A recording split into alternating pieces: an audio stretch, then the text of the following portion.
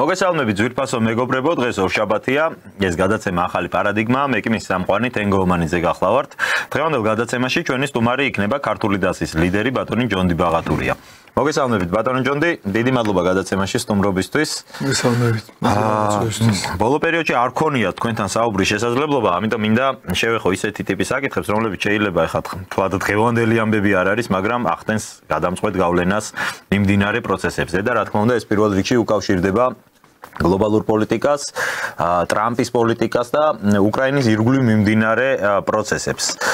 უკრაინას პრაქტიკულად გამოუცხადეს, რომ მან უარი უნდა თქვას ნატოზე, ეს ნიშნავს, რომ უკრაინა ვერაზროს გახდება, ხო, ამ ალიანსის წევრი. აქ საუბარი არის მხოლოდ უკრაინაზე, საჯაროდ, მაგრამ ბუნებრივია ალბათ, რომ ამ ყველაფერში მათ შორის საქართველოც იგულისხმება, ხა სადაც უკრაინას არ აძლევენ ასეთ შესაძლებლობას, რასაკვირველია საქართველოსთვის ალბათ ბევრად უფრო რთული იქნება, ხო, ამ შედეგის მიღწევა. აი ამ პერსპექტივებზე რო ვილაპარაკოთ, რა პერსპექტივა აქვს მოცემულ ვითარებაში საქართველოს ევროინტეგრაციის, დასავლურ სტრუქტურებში ინტეგრაციის იმ ყველაფრის, რაც ჩვენ გვიწერია იმ 78 მუხლში პირდაპირ კონსტიტუციაში რო გვაქვს ჩადებული. როგორ ფიქრობთ თქვენ აი ეს პროდასავლური სიგიჟე ინფორმით, რა ფორმითაც ის დღეს აქამდე არსებობდა, დასრულდა თუ არა ჩვენს ქვეყანაში? მოგესალმებით. კიდევ ერთხელ მადლობა მოწვევისთვის. ესე იგი, არ მხოლოდ უკრაინაზე და არ მხოლოდ საქართველოზე არის შეთანხმება რუსეთსა და შეერთებულ შტატებს შორის, როგორც ეს ჩანს, არ მთელ სამხრეთ კავკასიაზე, მოლდოვა, უკრაინა და აი რა ეს პირადი აზრია ჩემი, მაგრამ ნუ ბევრი ევროპელი ექსპერტი ასევე იგივეს ამტკიცებს, მაგრამ მე ესე ვფიქრობ, რომ ბალტიისპირეთის ქვეყნებმა და ზოგიერთმა აღმოსავლეთ ევროპის ქვეყანამ ყველაფერი გააკეთა იმის დასამტკიცებლად, რომ მათთვის თავისუფლების მიცემა არ შეიძლებოდა. და ეს რატო თქვი ესე უხეშად? ესე იგი, ყველა სახელმწიფო, რაც კი სახელმწიფოების საერთოდ არსებობს ამ ბოლო 7000 წლის განმავლობაში, ხო, რაც კაცობრიობის ისტორია ვიცით, 7600 წლის განმავლობაში. ყველა სახელმწიფო ფიქრობს თავის უსაფრთხოებას და არც ერთ შემთხვევაში თავის საზღვართან ახლოს თუ მას შეუძლია არ დაუშვებს სხვა სახელმწიფოს შეიარაღებული ფორმირებების კონცენტრაციას და ასე შემდეგ. ყველაზე დიდი დანაშაული თავისი ერის და სახელმწიფოს წინაშე, რაც პოლიტიკურმა ელიტებმა საქართველოს, სომხეთის, აზერბაიჯანის, მოლდოვის საერთოდ აი პოსტსაბჭოთა სივრცის ელიტებმა და აღმოსავლეთ ევროპის პოლიტიკურმა ელიტებმა ჩაიდინეს, ეს არის ის, რომ პირველივე დღიდანვე დაადგნენ პირდაპირ რუსოფობიის გზას, რუსეთის ლანძღვის არ მხოლოდ რიტორიკულად, არამედ მცდელობას, რომ რუსეთის საზღვრებზე ფეთქებაცაში ვითარება შექმნან, შემოიყვანონ რუსეთთან დაპირისპირებული ნატოს ჯარები დააყენონ და ასე შემდეგ, ბაზირება გააკეთონ და ასე შემდეგ. ეს იყო დანაშაული. არ იყო ეს მხოლოდ ინტელექტუალური შეცდომა. მე არ მგონია, რომ ყველა იყო ასეთი აპატიეთ, მაგრამ ასეთი სასარგებლო იდიოტი. ეს ტერმინია, კლასიკური პოლიტიკური ტერმინია. უბრალოდ ამას აკეთებდნენ ფულის გამო. ისინი გაყიდულები იყვნენ. მე დაუშვებლად წარმოუდგენლად მიმაჩნია, რომ სააკაშოს არ ცოდნოდა, რას ნიშნავდა მისი შეჭრა სამაჩაბლოში. დაუშვებლად მიმაჩნია, სააკაშოს ბევრი რამ შეიძლება დავაბრალოთ, არც მაინდა-მაინც გაწონასწორებული არ არის, მაგრამ ამის პროგნოზის გაკეთების უნარი მას ჰქონდა. მან დაახლოებით ის გააკეთა რა ზელენსკიმ. ეს იყო დაგეგმილი, რომ რუსეთის ირგვლივ შექმნილიყო ცეცხლის კერები. რუსული ფინანსური, ეკონომიკური და სამხედრო პოლიტიკური პოტენციალი გაფანტულიყო. ამით დასუსტებული იყო. აი ლენინს ჰქონდა სხვათა შორის და რუსეთს საერთოდ ყველა სახელმწიფო ამაშობოდა, მაგრამ ლენინს ჰქონდა ეგრეთ წოდებული ბუფერული სახელმწიფოების კონცეფცია. ის ამბობდა, რომ იმ კოლექტიურ დასავლეთსა და საბჭოთა კავშირს მაშინ შორის უნდა ყოფილიყო ბუფერული სერაია ზონა, რუსები ასე ამბობენ. აუ ნაცრისფერი ზონები, რომელიც არც იქით არის, არც მიწის არის, არც ღვინოა და არც წყალი. საიდანაც პირდაპირ კონფლიქტის ზონები არ შეიქმნა, კონფლიქტის კერები არ შეიქმნებოდა.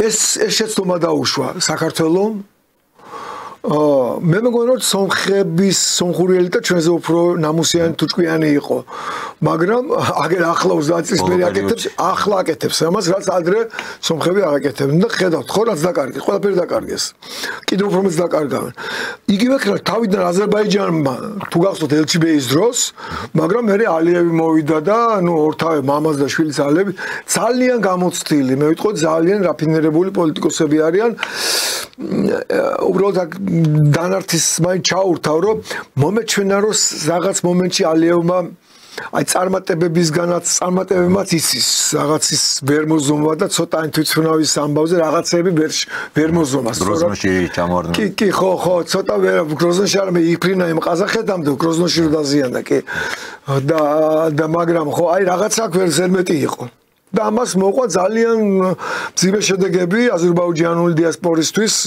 რუსეთში.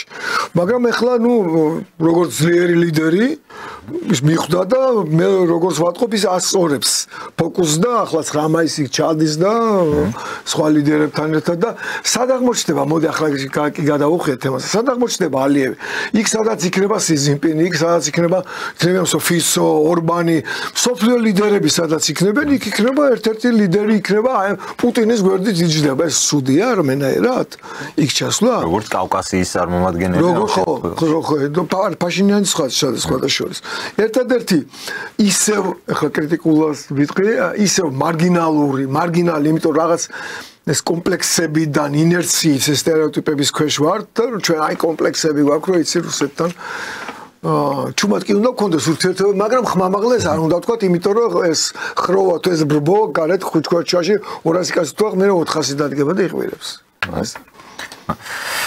საინტერესო არის ერთი საკითხი აი ამ ვითარებაში, როდესაც დონალდ ტრამპი პირდაპირ უთხრა ზელენსკის, ხო, იქ თეთრ სახლში ცნობილ სკანდალურ შეხვედრაზე, რომ შენ გინდა რომ მე ლანძღო პუტინი შენთან და შემდეგ დაურეკო და ვკითხო რომ აბა რა შვებით როგორ მიდის სამშვიდობო.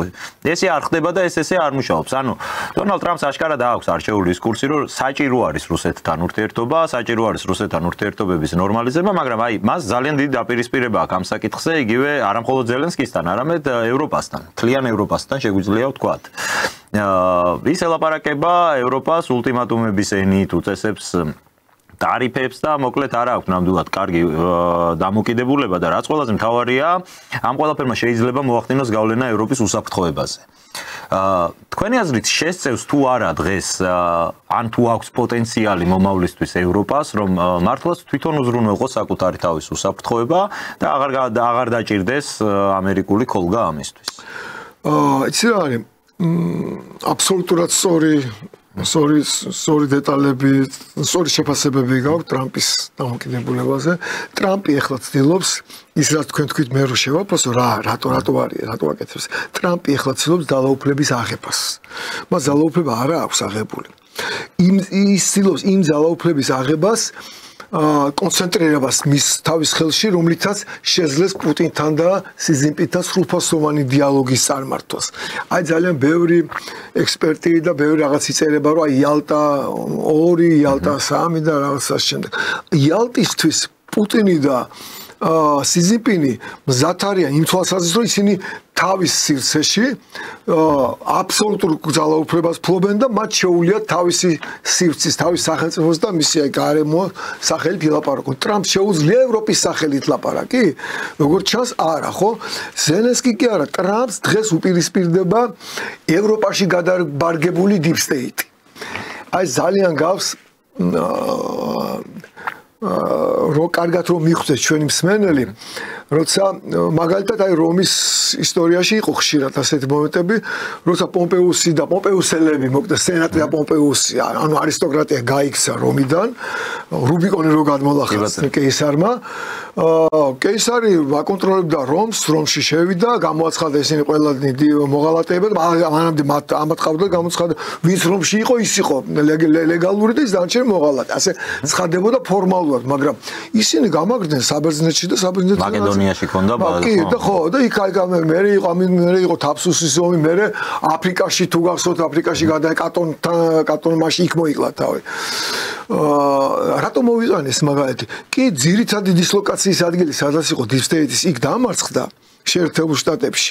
და იქაც მიდის ომი, ეხლა ამათ ცელავენ და ცდილობს იქ აიღოს ძალაუფლება, ხედავთ, ხო, რასაც იგივე მასკი აკეთებს, იგივე კეშფათელი აკეთებს, იგივე ნაციონალური დაზვერვის ქალბატონი გვარი დამავიწყდა, ხო.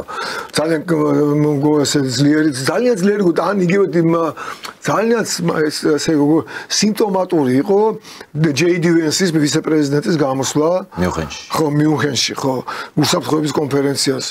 მან პრინციპში ხელთათმანი ისროლა, ხო, ომი გამოუცხადა დღევანდელ ელიტას.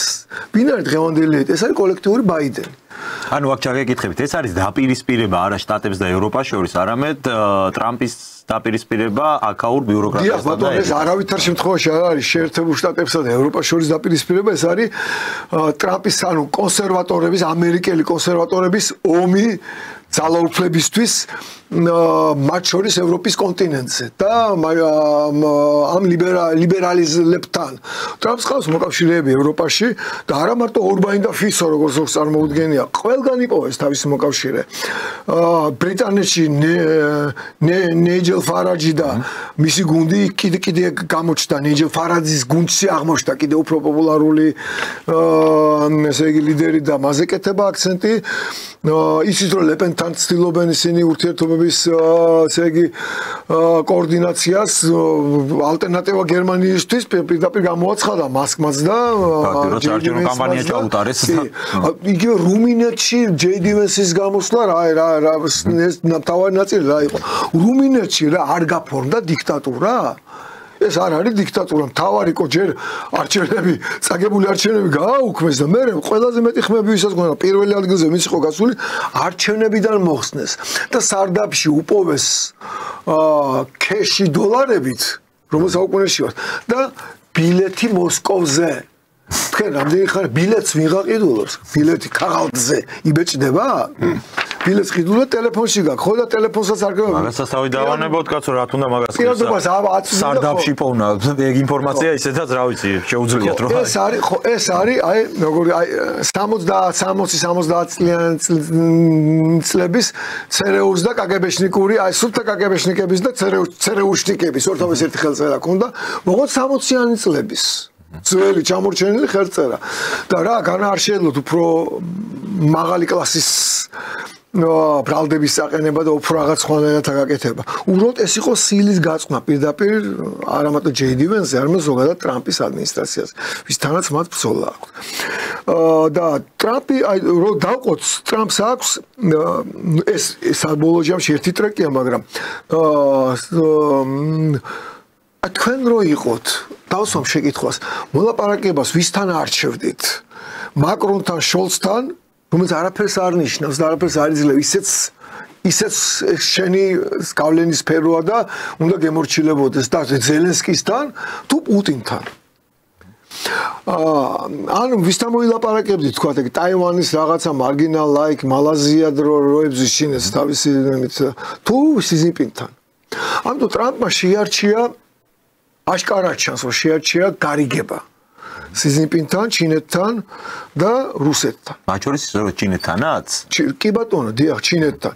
ტრამპი ემზადება ჩინეთთან ალიანსისთვის. რეალურად. აი დააკვირდით თქვენ, არა მარტო იმას, რას ამბობს, რას არ ამბობს, რას აღარ ამბობს. საინტერესო. ძალიან მნიშვნელოვანია. აი რამდენი ხანია თქვენ ტაივანის სიტყვა არ გაგიგიათ ამერიკელებისგან. ჰონკონგში ადამიანის უფლებებზე, იუგურების უფლებებზე, ტიბეტში ტიბეტელების უფლებებზე, ან სამხრეთ ჩინეთის ზღვარზე სადაუკუნძულები რო აქვთ იაპონია. ეს რამდენი ხანია თქვენ რაც ტრამპი ერთი სიტყვა მაინც გაგიგიათ? ეს არის წითელი ხაზები ჩინეთისთვის. აბა ხა ტარიფები დომი, ეს ჩინეთის როგორც ჩინეთისთვის ეს არის როგორც თევზის წყალში, ეს მისი სივრცეა. მისი გარემოა, ვაჭრობა, აღებ, მიცემავა და ეკონომიკას მისი მოედანია. და ამ საკითხში კონკურენციაც არ წითელი ხაზი არ არის. ხო, ამაში შეეჯიბრებიან ერთმანეთს, რაღაც 5-6 თვე იჭიდავებენ, მერე ამ ტარიფების ირგვლივ შეთანხმებაზე მივლენ. ჩინეთი აი მე-19 საუკუნეში ჩინეთის ეკონომიკა იყო მსოფლიო ეკონომიკის 35%. ანუ ამ სახელმწიფოს ტრადიციულად ეკონომიკაზე, ვაჭრობაზე ეს ასეთი სახელმწიფოა, რასაც დღეს აკეთებს. ოღონდ რა განსხვავება იყო მაშინ რა ისწავლა ჩინეთმა. მაშინ მე-19 საუკუნის დასაწყისში ეკონომიკურად ნაკლებად განვითარებული ევროპელები, ოღონდ სამხედრო თვალსაზრისით უფრო მაღალ ტექნოლოგიურები, გერმანელები და ბრიტანელები ჩავიდნენ, დაამარცხეს, დაარბიეს ჩინეთი. ის ქონება მდიდარ კაცს თუ რკინისეებში არ აქვს ფული შენახული ხოგეს ქარავანი რომ იდიოდა მას შეიარაღებული დაცვა მიყვებოდა ყოველთვის. ჩინეთმა ნახა რომ მის სიმდიდრეს დაცვა ჭირდება და ეხლა მთელი ფული იდება შეიარაღებაში. აი ეს არის შეერთებული შტატებისთვის და ჩინეთის მეზობელი სახელმწიფოები. ჩინეთის არასდროს არ ეშინოდა მის მეზობლებს. უпростоრად აი რაც აი ეს ეგრეთ წოდებული ასე ვქვია ნიქსონის და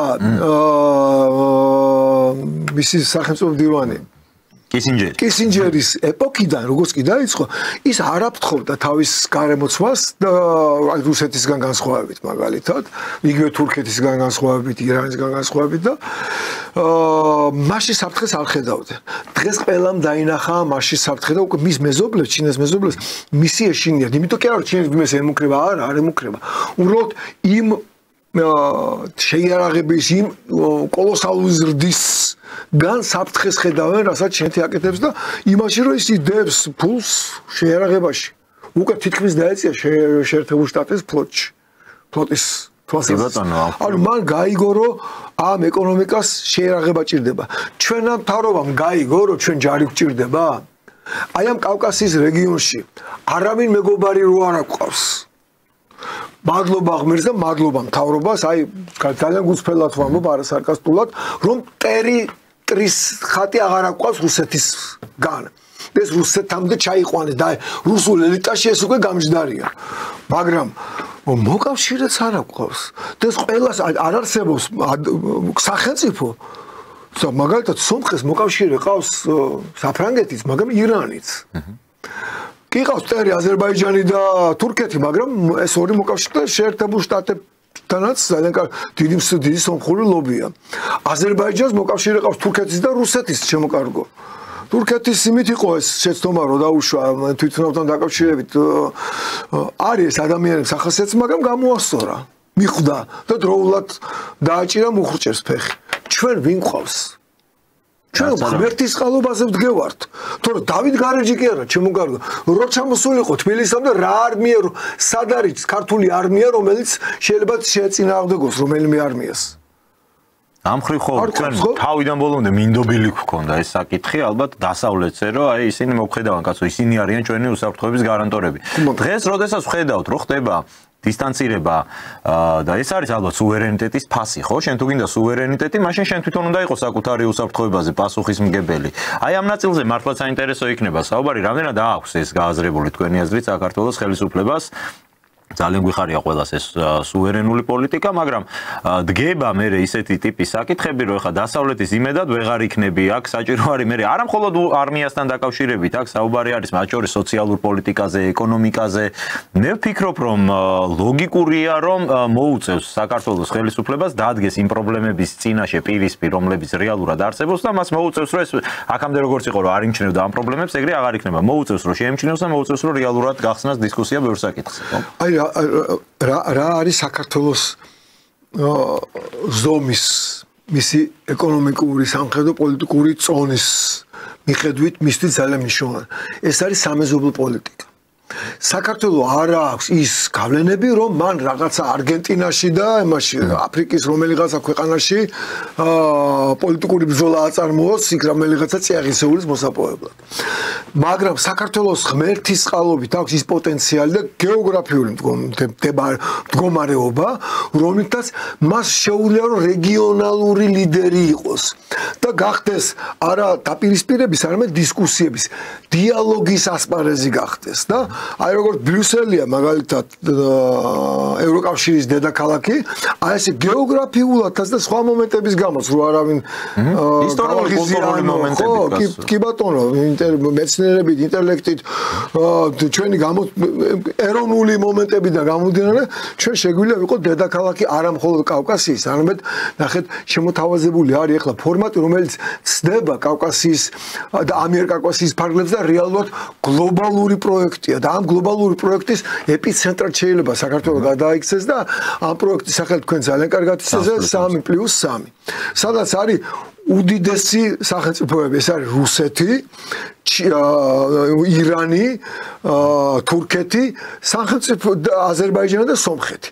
და ასევე ამის ზურგს უკან კიდე დგას ჩინეთის, ახლა უკვე ინდოეთისაც ეკონომიკური ინტერესები, იმიტომ რომ ეს ჩრდილოეთი და სამხრეთი და ეს რკინიგზის ირანიდან და ინდოეთის ტვირთები და ძალიან აქტუალური ხდება აფხაზეთის რკინიგზის გახსნა. აი ამაზე მინდოდა მეკითხა აფხაზეთის რკინიგზასთან დაკავშირებით, როგორც ვიცით, სოხუმში გაიხსნა საერთაშორისო აეროპორტი, მათ შორის არის ასევე ინფორმაცია, რომ ძალიან ისეთ მაღალი ხარისხის მაღალი გამტარუნარიანობის გზა არის უკვე იქ მიყვანილი და თავისთავად გება უკვე საკითხი რკინიგზის გახსნასთან დაკავშირებით.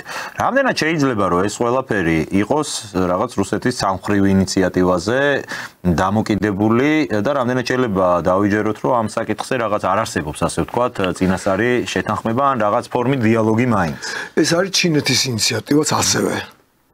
როიცოდეთ და ეს შედის ამ 3+3-ის ფორმატის ინტერესებში და პირველ რიგში საქართველოს ინტერესებში შედის. აი მე გავიხსენებ ახლა უახლესი ისტორია და მაგალითად როდესაც ხდებოდა ლარსის გამშვები პუნქტის გახსნის საკითხი. მაშინ გამოდიოდა პარლამენტში რომ ოპოზიცია ყავდათ და კი იცით როგორი ფორმატას მუშაობდნენ და ამბობდნენ რომ თუ ჩვენ ამას გავხსნით დავკარგავთ რუსოს ხეობას და მე ხა გამოვედი და ვიკითხე რომ რუსოს ხეობაში რომ ტანკებს შლაგბაუმი აჩერებს ჩვენ შლაგბაუმი თქონდა ხო დაკეტილი არა ხო ტანკის შემოსვლა თუ უნდა რა უშლის ხეს რუსეთს რომ შლაგბაუმი გვაქვს ჩამოწეული თუ რა სხვა რა ფორმატი რა უნდა ყოფილიყო და მე მქონდა ძალიან სერიოზული არგუმენტი ამასთან დაკავშირებით. ამით ძალიან იყო დაინტერესებული სომხეთის ეკონომიკა. იმიტომ ის რეალურად ბლოკადაში იყო. და როცა აი ადამიანს არ აქვს არაფერი შენზე მაგალითად არა აქვს შენგან შემოსავ ხელფასს არ აძლევთ თქვენ და არც არაფერს არ კარგავთ თქვენთან ურთიერთობის გაფუჭებით. მაგრამ როგორც კი ადამიანი ეკონომიკურად დაინტერესებული ხდება იმიტომ თქვენგან რაღაც შემოსავალს იღებს, ის ყოველთვის დაინტერესებულია რომ თქვენ კარგი ურთიერთობაში თქვენ დიდხანს იყოთ, კარგად იყოთ, რომ ის შემოსავალი მან არ დაკარგოს, ხო? მოდი სლენგს ვიხმარ, ჩვენ ამითი ჩავიბით სომხური ეკონომიკის დიდი ნაწილი და მე ზუსტად ასეც ვქი პარლამენტის ხმაზე რომ ჩვენ შეგვიძლია რომ ჩავი არ დამალვის გარეშე თუმცა იყო ამ ორჯერ იყო მიშა სააკაშვილო დახურული ფაფარდობული ხმა ჩაატარა უშრობის საბჭო ჩვენ არ ვიყავით საბჭოს მუდმივი მოქმედი წევრები და მეც კი დამიზახა ესე უშრობის საბჭოზე ეს ჩემთვის უკვე სიგნალი იყო რა აი ყოველთვის პოლიტიკაში რომ რას ამბობს და რას არ ამბობს ეს ძალიან ბევრ სიგნალს გაძლევს. ეს ჩემთვის სიგნალი იყო რომ მიშა ეძებდა გადაწყვეტილებას არასტანდარტულს. ანუ მიშას უნდა ისეთი რაღაცის მოსმენა, რასაც გივიათ არ გამაძლევდა იმის გარდა კიდე რაღაცა შეიძლებოდა ყოფილიყო და მე მივხვდი რომ აზრი აქვს იქ მისვლას. და უთხარი რომ ესე უნდა ვთქვი. ანუ ირაციონალური არ იყო ეგაც საბოლოო ჯამში როცა ჭირდებოდა იცოდა ნუ ეხლა პირველად ვამბობ რა და 10 მაისი იყო თუ არ ვცდები მანამდე ხო დამალული იყო 9 თუ ზუსტ თარიღს ვერ ვიხსენებ ისევ მოგვიწვია და მიმისვია მეც დახურულ უშრობის საბჭოს ხმაზე რუსული არმია გაჩერდა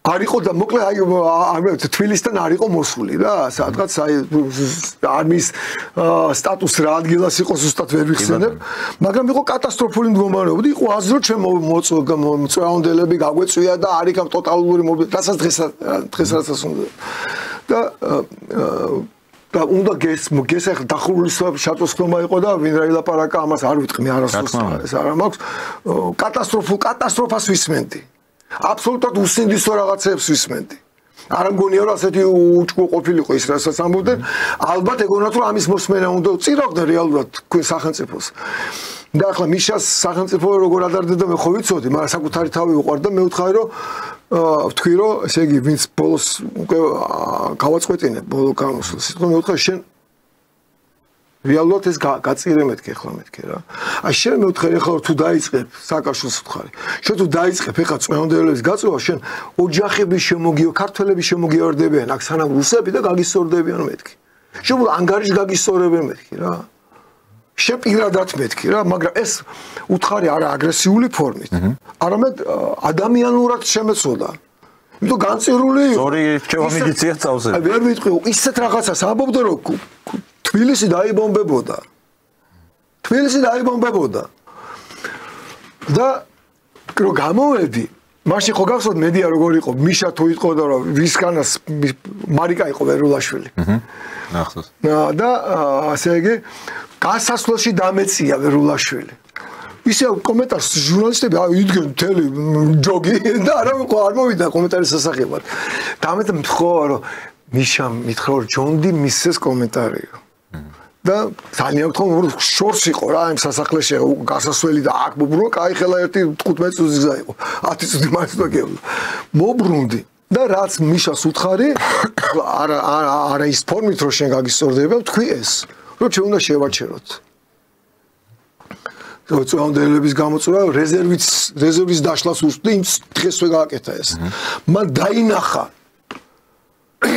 გამოსავალი რომ რეალურად შეიძლება ამაზე ნაფიქრის ქონდა მაგრამ აი ამ ბრბოში აი პირდაპირ გაგებულ ბრბოში ეს ხომ ძევლად იყო და იყო ძევლად თავისივე შექმნილი სიტუაციის ძევალი იყო ესენი ისე ყავდა გამოცდილი ოპოზიცია წოდებულებიც რომ ამათი ტვინი ვერ წლებოდა იმას რომ სხვა რამე უნდა უთხრა ამ დროს გამიგე და არ უნდა მიშას ამის მოსე ამათ ეგონა თუ კიდე ის ჩვენ რა და პარტიზანული ომი და რა სისულელეები რეალურად ქვეყნის გაწირვა აი მე ამ ადამიანებს მაშინ მიშას ადგილას რო ყოფილიყავ პასუხისგებაში მივცემდი სხვა შორის ეგ საკითხი არ არის დღის ეს რიგიდან მოხსნილი თუ გავითვალისწინებთ რომ პარლამენტში მოქმედებს ხო ეს კომისია რომელმაც უნდა შეისწავლოს სწორედ ისეთი ტიპის საკითხები რაც ალბათ ეხლა რაც საჯარო არის ისედაც რაც კარგად გვახსოვს ხო ხალხს ეხლა აი გირგვლიანის მკვლელობა იქნება ეს თუ სხვა 7 ნოემბერი და ასე შემდეგ აქ ბევრი გამოსაძიებელიც არაფერი არ არის ალბათ ზუსტად აი ასეთი ტიპის დეტალებით უნდა დაინტერესდეს წესით ეს კომისია. შევეხოთ მიშას საკითხსაც 12 წელიწად ნახევარი მიუსაჯა მან მოსამართლე ბოლო გადაწყვეტილებით, თუმცა ჯერ ეს არ არის ფინალი. კიდევ არის მიმდინარე საქმეები სააკაშვილის წინააღმდეგ და სავარაუდოა რომ საქმეა კიდევ სააკაშვილს. კი ბატონო და სავარაუდოა რომ მე ამ საქმის მონაწილე ვარ სასამართლოზე ვიყავი და მე ისეთი მასალები წარვადგინეს. საინტერესოა რომ აი ამაზე ვისაუბროთ. ნუ აი პროკურატურამ როგორ უნდა უარო სააკაშვილის გვერდი მე არ ვიცი. წარო მოინდომოს რომ სააკაშვილს ამაზე ბრალი არ წაუღენოს. მე დავდე ფაქტობრივი გარემოება, პირდაპირ მტკიცებულება, რომ მიშას გაკეთებული ეს საქმე და ისინი მოღალატები არიან, მაგრამ იმათმა მოღალატური დავალება შეასრულეს. აი მელაშვილი და მეორეს რო არის. მეორე ქალ. ასე რომ მიშას კიდე ბევრი საქმე მელოდა. ანუ ეს საკითხი დავით გარეჯის საკითხი თან ეს გვახსოვს რომ ძალიან გრძნობიარე თემაა საქართველოს ხალხისთვის და პრობლემა და პრეტენზია მათ შორის ხელისუფლების მიმართ სრულიად დამსახურებული რაც იყო რომ აი წინა საარჩევნოდ რო გაგახსენდათ როდის იყო 2020-მდე იყო ხო? რატო არ მოხდა ამ საქმეს ბოლომდე მიიყვანა? თქვენ ფიქრობთ რომ აქ მართლაც გამოიკვეთება პირადად სააკაშვილის ბრალეულობა და აი რაში გამოიხატება ეს ყველაფერი? იცით რა არის მე ჩემს ხელთ არსებული ინფორმაციის საფუძველზე მე პირდაპირ ვაცხადებ რომ სააკაშვილმა დაავალა ამ ტექნიკურ ჯგუფს რომ ისე გაევლოს საზღვარი რომ აზერბაიჯანის მხარეს მოქცეულიყო ჩიშხიტურას და უდაბნოს მონასტერი და მან დაუთმო მაღლობი ეს არის პირდაპირ მისი ინტერვიუ კი, მახსოვს რომ იმათ ჭირდებათო და ჩვენთვისო არაფერი არ არის. კიდევ არსებობს ქაღალდზე დაწერილი წერილობითი დოკუმენტი, რომელიც იგივეს ადასტურებს. ეხლა მე ვსვამ შეკითხვას. შეიძლება თუ არა პროკურატურამ აქვს თუ არა უფლება პროკურატურას ამაზე ბრალი არ წაუყენოს. არანაირი უფლება. ხვალდაზე ხო შეიძლება ეს ხო ასე არ დარჩება. ხო სხვა მოვა. და ამ გამომძიებლებს ამაზე ხო სხვა ეს გამომძიებლები ხო ხვდებიან რომ ჯერტი ძალიან კარგი ახალგაზრდები არიან. სულ არ მაქვს წარმოდგენა რომ ისინი რაღაცა განწყობილი არიან რომ მიშას რაიმე შემსუბუქება ამ გვერდი აუარონ. ეს განწყობა არ მაქვს. მაგრამ ასეთების რო იყონ ისინი ხო თავის თავზე ფიქრობენ. ეს ხო რაღაცა ის არ არის პიჯაკი მოიპარა და რაღაცა მას რა ქვია ბიუჯეტის მასაჟის გადაურიცხებული არ არის. ბიუჯეტის ფული და გოგო მოსონდა და რაღაცა უყიდა ოქროს სამკაულები. გავიგე სამარცხინო კორუფციული ფაქტი, მაგრამ ეს ძალიან მძიმე რაღაცაა. რა იყო მან мотиваცია კორუფცია, ხო, ალბათ? აი უკვე პროკურატორმა და მე ფიქრობ, ახლა უკვე ფიქრობ და აქ ხელმოსაკიდი ასეთ დასკვნის საშუალებას მაძლევს გარკვეული ინფორმაცია, მაგრამ კი კორუფცია. ანუ კორუფციული ინტერესის გამო შესაძლებელია რომ ადამიანმა ასეთი რამეც იკადრო საკუთარი ქვეყნის ტერიტორია გაყიდო და გაწირო. არ ვიცი, ალბათ ყველა საინტერესო იქნება მათ შორის 2008 წლის ეპიზოდზეც გამოძიების მასალები. მე მაგალითად ახლა წინა გადაცემაში ყავდა ქალბატონი მაია ნიკოლაიშვილი სტუმრად და ძალიან საინტერესოდ ისაუბრა ზუსტად აი ამ 2008 წლის მოვლენებთან დაკავშირებით. მან და თქვენი აზრის მაინტერესებს, აი მან თქვა რომ სააკაშვილი ამ შემთხვევაში შეიძლება იყოს ძალიან ბევრი რამის გასაღები, მათ შორის იმისი გასაღებიც კი რომ თუ ახლა უკან გაწევა არ მოხდება რუსეთის მხრიდან აი ამ ტერიტორიების აღიარების ანაშემ, ყოველ შემთხვევაში ეს ეტაპი აუცილებლად უნდა გაიაროს ჩვენმა ქვეყანამ, რომ ამ საკითხზე დადგეს კონკრეტული პირების პასუხისმგებლობა. ეს არის საჭირო იმისთვის, რომ შემდეგ უკვე ჩვენ გქონდეს რესურსი დიალოგისთვის ტერიტორიულ საკითხებზე. აი, საინტერესოა თქვენ როგორ ახლა ნახეთ სამართლებრივად, საერთაშორისო სამართლე პოლიტიკურათაც საქართველოს ბრალდება და არა მიშას. ბრალდება სამაჩაბლოს შეჭრა თავდასხმა სამშვიდობო ჯარებზე სტალინიზმის დასხმაშიც არის. რუსთავიორის კადრები ჩვენებმა თუ გააქრეს, რუსებს არ გაუქრიათ. მთელი ღამე მე ამას ხედავდი ეკრანზე, მთელი ღამე რუსთავიორი გამოსცემდა როგორ ბომბავდა გრადის სისტემის რა ქვია არტილერიით ცხინვალს. ეს სისხლის სამართლის დანაშაულია, საკუთარი ხალხის და საკუთარი ქალაქის დაბომბვა, ეგ შეიძლება. კონსტიტუციური წესრიგი უნდა აღვადგინო, ყურაშვილი იყო თუ სწორად. შეიძლება ბომბი ისროს, სადაც სამხედრო ქალაქის 100 გრადი რა არის, გრადი არ არის ზუსტი სამიზნე, გრადი წავს კვადრატებს. თქვა არის სარაკეტო სისტემები, და თუ საარტილერიო სისტემა, რომელიც შეგიძლია წერტილოვანი დარტყმა და ზუსტი იარაღს ხო, ზუსტი იარაღს ეძახი. ამით ზუსტად ამ კვადრატი უნდა დაწვას. ერთი სტადიონს ამოწევს, მე მეორე სტადიონს ამოწევს, აღარ ცხინვალში სტადიონის ამოწვა რას ნიშნავს? ხალხ ხოცავ? ხამით ესე იგი ხალხ მძინარე ხალხ ხოცავ? არ ვიცი რა გახდა ამის მიზეზი. თუ გაგრძელდება კოლაბორაცია ან დამნაშავე რეჟიმთან, მაშინ ეს საქართველოს კისერზე წევს ახლა. და თუ სააკაშვილის ამაზე გასამართლება, მაშინ სააკაშვილის ნაკეთები იქნება და არა საქართველოს მიმიხვდით სამართლებრივად როგორი განსხვავება, ხო იურისტი ხარ თქვენ? კი, რა თქმა უნდა. აი სამართლებრივად რა არის. ნახეთ, დანაშაული ხდება ყველა სახელმწიფოში. მაგრამ და ჩვენთანაც ხდებოდა, ხო? პოლიციელი აი მაგალითად ლოიდის საქმე და ფლოიდის საქმე და ასე შემდეგ, ხო? მაგრამ სახელმწიფოებში, სადაც სამართალი სამართლობს, იქ სახელმწიფოში ჯის დამნაშავეს და ამით ემიჯნება პოლიციელის მიერ ჩადენილ დანაშაულს. და სააკაშვილი მე თუ გახსოვთ ერთ-ერთ პარლამენტში ვარო მერაბიშვილის მთავრობა მტკიცდებოდა და პირდაპირ უთხარი მე ყოლელობაში გირგვლიანის ყოლობაში არ გდებ ბრალს მე ბოლაში იყო ხმა მაღალისა მაგრამ ამათ ფარველობაში გდებ ბრალს მე ანუ მან სისტემად გადააქცია ანუ ეს დანაშაული რომელიც ქვედა ეშელონმა ჩაიდინა არც ეს ქვედამ აი ახალაიებმა ყოლელობა ხო წამებით ყოლელობა ახალგაზრდა ბიჭის ეს სახელმწიფო დანაშაულად გადააქცია ანუ მერაბიშვილა თავისი მფარველობით და ეხლა ჩვენი ხელისუფლება ჩვენი პროკურატურა ჩვენი მართლმსაჯულება არის ამარჩევანის წინაშე ან ჩვენ გავასამართლებთ სააკაშვილს ამ მუხლით და ის აგებს პასუხს ამის გამო და ამით საქართველოს სახელმწიფო გაემიჯნება მის მიერ ჩადენილ დანაშაულს, მათ შორის ცხინვალის დაბომბვას. ან ჩვენ ვიქნებით ამაზე პასუხი დღეს სამართლებრივად მეც და თქვენაც ვართ საქართველოში მცხოვრები გლეხი, ექიმი, პედაგოგი, რომელსაც არაფერი მონაწილეობა არ აქვს სამართლებრივ ვართ, საერთაშორისო სამართლის ნორმების მიხედვით ვართ პასუხისმგებელი იმ თავდასხმაზე, რაც მიშამ გააკეთა. კი ბატონო. გამიგეთ?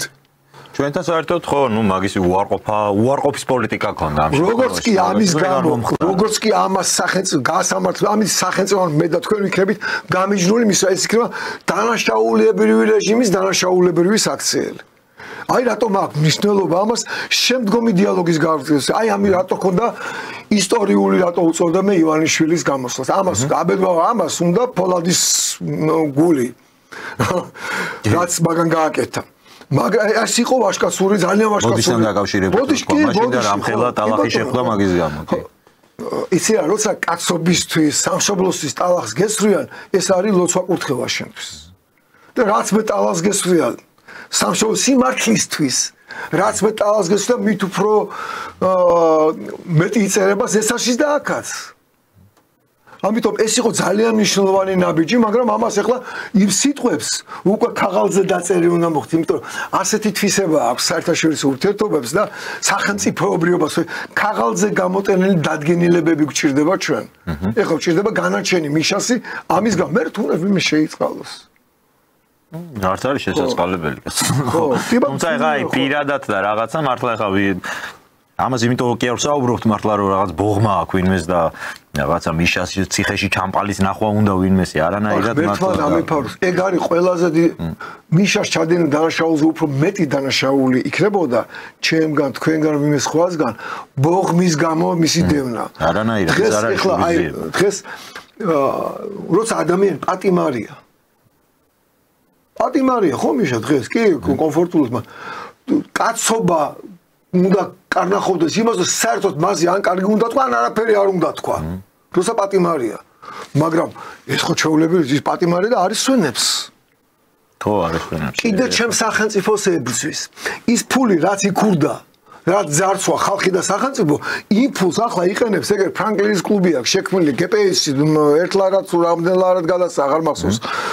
დედამის რო აქვს და იქ მოწყობილი აქვს ფრანკლინის კლუბი, იქიდან ფინანსდება ეს ნახირი ახლა გუჩაში რო დარბის და არ იქნება სამართალი ტრაპასობას რო იმაში. აი ეს აფულით ფინანსდება.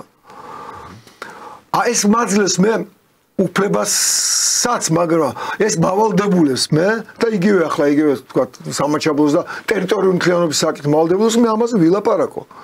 მე არასოდეს მაგისტრის შეურაცხყოფა არ მიმიყენებია, პრეზიდენტური იყო არც მაშინ არ მიმიყენებია შეურაცხყოფა. აი დარბაზში საქვეყნოდ შევა თვითონ როგორ იქცეოდა, მაგრამ მე შეურაცხყოფით არ დამიბრუნებია მისთვის. კი ბატონო. ხო. და მით უმეტეს ახლა პატიმარზე საერთოდ ადამიანმა უნდა იცოდე რომ ყველაზე კარგი, ყველაზე ჭკვიანური არა მარტო მორალ ჭკვიანური, როცა ხედავ შენს მტერს აქცეულს, ყველა ჭკვიანური არის, რომ ხელი გაუწოდო და აყენ. ეთანხმები. და ყველაზე არაკაცური და ბრიყული არის ფეხი დააბიჭო. იმიტომ ის მას თუ არ მიეცა აუცილებლად სხვას მიეცემა საშუალება რომ შენ დაგაბიჯოს მე ფეხი. მე ეს არც მორალი თუ არ ასეთი და არც ტვინი მაქვს ასეთი. რომ მე ახლა ლაპარაკ ჩემს სამშობლოზე.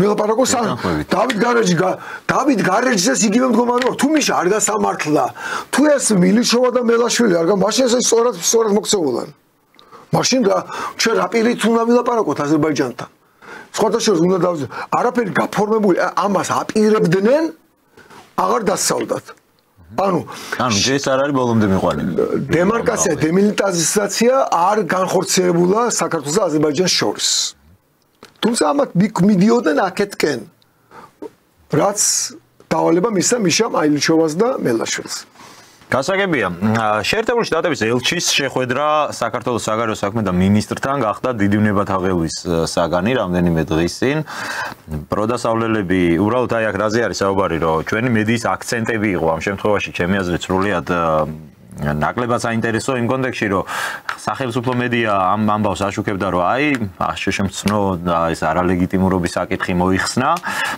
აქედან ეს პროდასავლელები მოთქვამდნენ და გოდებდნენ, რომ რანაირად შეხვდა, ისეთი ლანძღვები დაუწერეს შეერთებული შტატების საელჩოს. ჩვენი დასაცავი გახდა შტატების ელჩი, აი ამას რას მოესწარი, მაგრამ ნამდვილად ესეთი ამბავი იყო. მაგრამ ჩემი აზრით აქ ბევრად უფრო საინტერესო აქცენტი, რაც ჩვენს მედიას დარჩა ყურადღების მიღმა არის არა ეს ჩვენი შიდა კლანური თუ პოლიტიკური დაპირისპირებები. ეს არის დღე, როდესაც მათ შორის სომხეთმა და აზერბაიჯანმა გამოაცხადეს, რომ ისინი მზად არიან ხელი მოაწერონ სამშვიდობო შეთანხმებას. ეს არის დღე, როდესაც ჯეიდი ვენსი გამოვიდა და თქვა, რომ დადგა დრო სამხრეთ კავკასიისთვის დაიწყოს აყვავების კეთილდღეობის ახალი ერა, სადაც ჩვენ ვიცით, რომ აქამდე არსებობდა ეს 30 წლის განმავლობაში დაგროვილი კონფლიქტები, ბევრად უფრო ღრმა ფესვები აქვს მაგ კონფლიქტებს, მაგრამ თვითონ 30 წელიც ის ეთყობა და იცოდნენ. დროა დასრულდეს ეს ყველაფერი და თვითონ მონაწილეობდნენ. ხო, და იმიტომ იციან ეგრე. რაც თვითონ აკეთეს ის.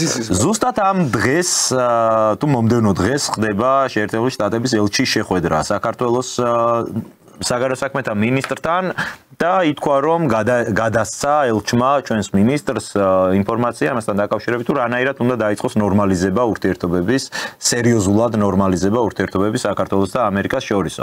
რა შეიძლება იყოს ამ შემთხვევაში?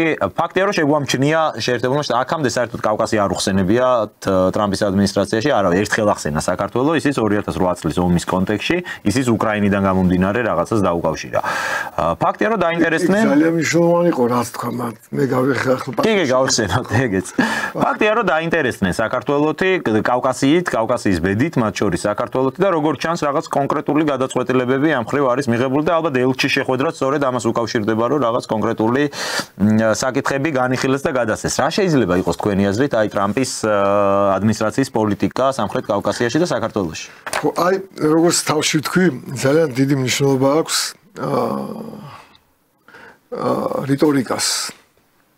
რიტორიკის დონეზე რას ამბობენ და რას აღარ ამბობენ.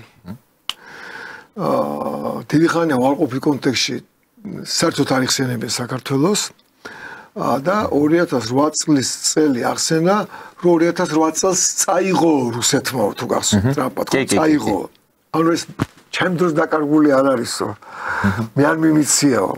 ასეთ სიტყვები ხო, ასეთ 2008-ში წაიღო ესო, იმის დროს ბუშის დროს ეს წაიღო, ობამას დროს ის წაიღო, მაგებს ვთქვი. ეს იმის მაჩვენებელია, რაც მე გითხარით და სხვათაშორის ჩვენ აი ამ სტუდიაში ტრამპის მოსვლამდე ერთი წლის წინ ლაპარაკობთ ჩვენ, რომ ამერიკელები აქედან გასასვლელად მახსოვს კარგად. ხო, ამაზე ფიქრობენ. იმიტომ ეს ეტყობოდათ. ეს ეტყობოდათ, როგორ მიხვრა კაბლა გამოლაშია, დაგელები რო იტყვიან. ეს ეტყობოდა ვითარებას. დაჩერება ახალი ელჩი ყველა ელჩი ასრულებს ამაზეც ვლაპარაკობთ ჩვენ რა იმ ნარატივით მოქმედებს რა ნარატივით მოდის ხო კელდეგნალი ტრამპის დანიშნული იყო ძალიან კარგად იქცეოდა სამ ტრამპი იყო შეიცვალა და რა ნარატივის მოდიოდა იმ ნარატივით იქცეოდა ეს ქალბატონი ეს დაგინანი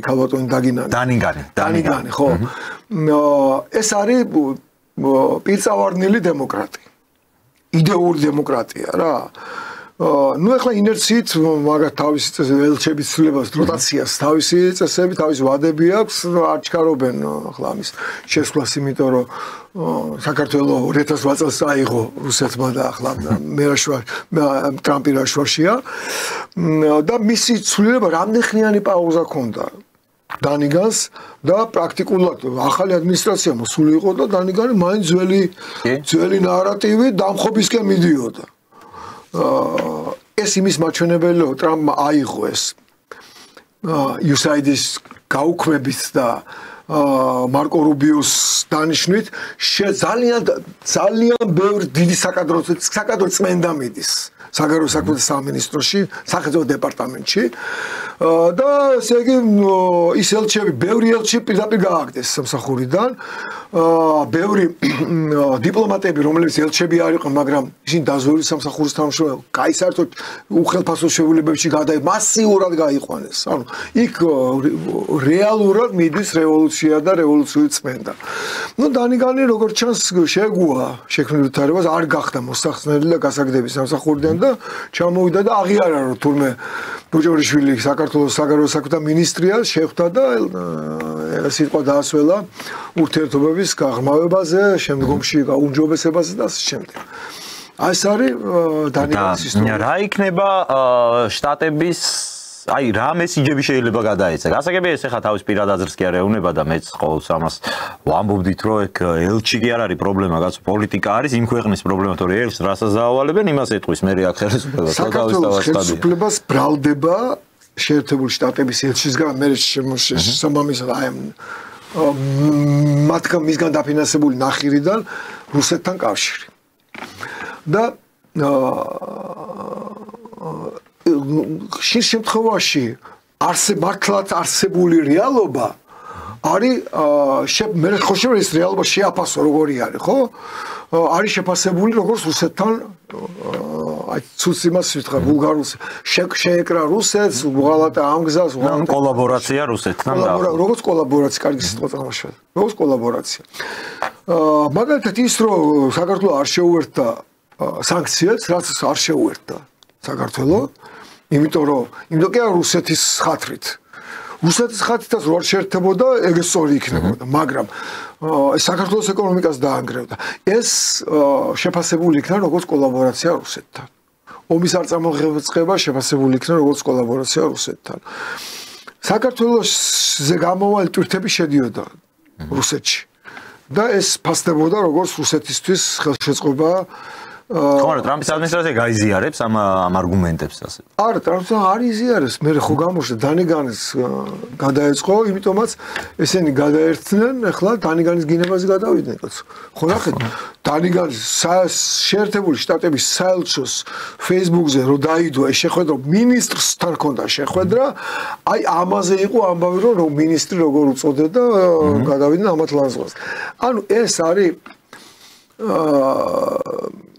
აქ სხვათა შორის ჩანს რა იცი რომ აი საზღვრები ჩვენ ამასაც ვამბობდით რომ ეს რაღაცა პროამერიკული პრორუსული საშლილია. ხო, გეტანხმები. უფრო არის იდეოლოგიური. ეგ არ იყო თავარი პრობლემა და გამყოფი საზოგადოების და მოგონილი თემა იყო. ესენი არა პროამერიკულები, პრობაიდენისტური, პროლიბერალური. ამოდი უკეთესი პროტრანსგენდერულ LGBT რაც არის რეალურად, ხო? ბაიდენის კოლექტიური ბაიდენიზმი, ბაიდენი ყველაზე მთავარი იქ არ არის, ბაიდენზე უფროსებიც არიან და იმათ უფროსების უფროსი ეშმაკია ალბათ, ხო? ალბათ კი ეშმაკია, მაგრამ ვის შეუძლია მოიგონოს ის რომ კაცმა შეიძლება რაღაცა ორგანოები მოიჭრას და ცხვირზე მიიკეროს და თქვას ვარს კარის არ დილიკაცი ვარ, ხამოთი ქალი ვარ, ხო არაფერში არ ჯდება, ხო? ეს არის საზღვრები წაშლილია და ესენი არიან უბრალოდ ლიბერალები რა. კი, არა, უბრალოდ რა ვიცი, მაინც ვიტყვი რომ ახი არის ამერიკის საელჩოზე, სულ თქვენი დაფინანსებული ამდენი წელი ვისაც ყვებავდით, ეგენი გაგინებენ ახლა ყველაზე ბილწი პირით და არ ვიცი, ჩვენ არ გისურვებთ არაფერს პირიქით, რა თქმა უნდა, საქართველოს რაც არ უნდა იყო, რა კურსიც არ უნდა კონდეს და მით უმეტეს თუ ჩვენ გვაქვს პრეტენზია რომ გვინდა რომ იყოს სუვერენული სახელმწიფო შეერთებულ შტატებთან, გვინდოდეს ცუდი ურთიერთობა და დაძაბული ურთიერთობა, ამ ქვეყნის მტრები უნდა ვიყოთ პირიქით. ხო, ან სულელი უნდა, ან ორთავე. ხო, აი რაღაც რა. რატომ უნდა გინდოდეს მტრობა შტატებთან, ან თუნდაც გაერთიანებულ ევროპასთან. და იგივე არგუმენტი გვაქვს ხოლმე რუსეთზეც, რომ არც იმასთან არ უნდა გვინდოდეს მტრობა, კაცო, და თუ გამოდის ეს ურთიერთობების ნორმალიზება ამ ქვეყნის მტრები ხო არა ვართ, აი ვეძებდეთ რომ ვინმე ჩვენი მტერი იყოს, რატომ უნდა გვინდოდეს ეგ, მაგრამ ამ ხალხს აქ ეგ გამიზარი, აქამდე მარტო რუსეთი იყო მტერი, ეხლა ამერიკაც მტერი არის მაგათთვის და აგინებენ ყველას აბსოლუტურად ირგვლივ. რა არის აი რუსეთთან დაკავშირებით ახლა გამახსენდა ჭაბოსა კარგად თუ გახსოვთ თუთაშხია პატიმარია ციხეში რომ ხდება და რამდენჯერმე მოუწეს ქურდებთან ჩხუბი. ქურდულ სამყაროსთან ჩხუბი და ხლეს ვაშკაცი კაი ჯანიანს იყო, მაგრამ ბევრი იყვნენ და ნუ ფიზიკურად ვერ მახომოსულა მაგის გამო მე კიდე იყო რაღაც ჩხუბი და მე ვიღაც ჭკვიანი კაცი ეტყვის რომ დააკვირდიო აქ პოლიტიკურები არიანო, პოლიტიკური მაშინ ბევრი იყო, თუ გახსოვთ ეს პერიოდი იყო. იმათ არ ეხებიან, იმიტომ ისინიც ბევრი არიანო. სადღაც უნდა იყო, არ შეიძლება ასე მარტო გიჟივით დადიოდე. ასე ეხლა ეს წარმოიდგინეთ 1000 ვაშკაცის კაცს ციხის პირობებში კიდე შეიძლება რაღაცა თავის გატანა. ეს პოლიტიკაა. საქართველოს არ შესწევს უნარი ასე მარტო იაროს. ის რომ შეერთებული შტატები ჩვენი პარტნიორი ვერ იქნება, ამა ხო აჩვენა, აგერ უკრაინის მაგალითმა აჩვენა, ხო? ევროპა რომ არ არის ჩვენი პარტნიორი და მოკავშირე, ხო ჩანს და უფრო მტერია დღეს. ევროპა კი აი დღევანდელი ბიუროკრატია ესე ჯობია ვთქვა. ხოლ შეიძლება ევროპაში ვიღაცა მოკავშირე გამოგვიშვეს ჩვენ ისევე როგორც ყავს ახლა ფიცო და ორბანი ხო? და ძალიან მნიშვნელოვანია მათ მიმართ მადლიერება, იმიტომ რომ ამ ორმა სანქციები დაბლოკა. კოლექტიური სანქციები, რაც ევროკავშირის სანქციები უნდა იყო, ვეტო დაადეს და ამ ორმა სახელმწიფომ ბლოკი დაადო ამას. რა თქმა უნდა და იგივე ევროპასთან მიმართებაშიც რა თქმა უნდა ჩვენი სურვილი არის არა ის რომ იზოლაციაში ვიყოთ ევროპისგან პირიქით პარტნიორობა და საერთოდ ასეთ ცივილიზებული განვითარებული სივრცე ყავს მეზობლად. პარტნიორობა ევროპასთან. ინტეგრაცია ამ შემთხვევაში ცოტა ილუზიური. ჩინეთთან უფრო მჭიდრო, მაგრამ ჩვენ ასევე გვჭირდება ვიღაცასთან მოკავშირეობა. იცი რა არის? ვიღაცასთან როცა რაღაცა ინტერესთა კონფლიქტი სახელმწიფოებს ეს ახასიათებს, შეუძლებელია რომ მეზობელ სახელმწიფოებს შორის მუდმივად ყველა ინტერესთა თანხმედრა იყოს.